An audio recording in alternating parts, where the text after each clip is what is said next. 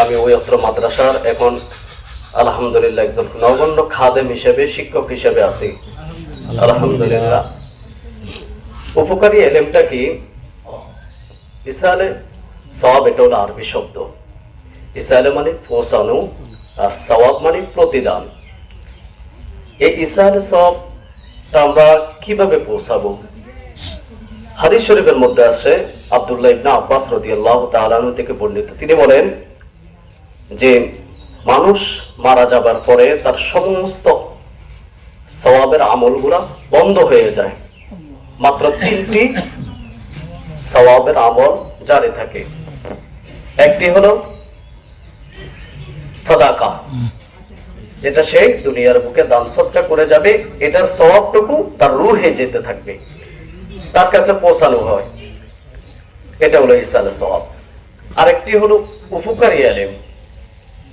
এই উপকারী ইলমের যাবতীয় যত কার্যক্রম উনি দুনিয়ার বুকে করে যাবে, ওটা তার কাছে পৌঁছানো হবে। দ্বিতীয়টা হলো নেককার সন্তান। দুনিয়ার বুকে যদি উনি নেককার সন্তান রেখে যায়, তারা যা দোয়া করবে, যা ভালো কাজ করবে, এটার সওয়াবটুকু তার রূহে পৌঁছানো হবে। তাহলে আমি 2 নম্বর যেটা বললাম, উপকারী ইলম। আমরা এখানে অগণিত হাফেজ আছি আলহামদুলিল্লাহ, মাদ্রাসার স্টুডেন্ট, আলেম ওলামা আছি, সবগুলোই আমার হুজুরের হাতে গড়া আলেম। আমার হুজুর প্রতিদিন একটা দোয়া করতো, আল্লাহ তাআলা আমাদেরকে, আমার ছাত্রদের মধ্য থেকে এমন আলেম তৈরি করে দাও যারা আমাদের মৃত্যুর, আমরা মারা যাওয়ার পরে আমাদের জন্য দোয়া করবে। সুবহানাল্লাহ। এই উপকারী ইলমটা হলো আল্লাযী খালাকাল মাউতা ওয়াল হায়াতা লিয়াবলুয়াকুম আইয়ুকুম আহসানু আমালা। জীবন ও মৃত্যু এই জন্য করা হয়েছে যেন তোমাদের পরীক্ষা হয়, যেন আল্লাহ তাআলা আমাদের কি পরীক্ষা নিতে পারে যে আমল তোমাদের মধ্যে উত্তম। নিশ্চয় এই যে উপকারী ইলম উত্তম, সেই উপকারী ইলম, উত্তম ইলমটি হলো তিনি যে দুনিয়ার বুকে 2য় নাম্বার উপকারী ইলমটা রেখে গেছেন, এটাই তার উত্তম আমল।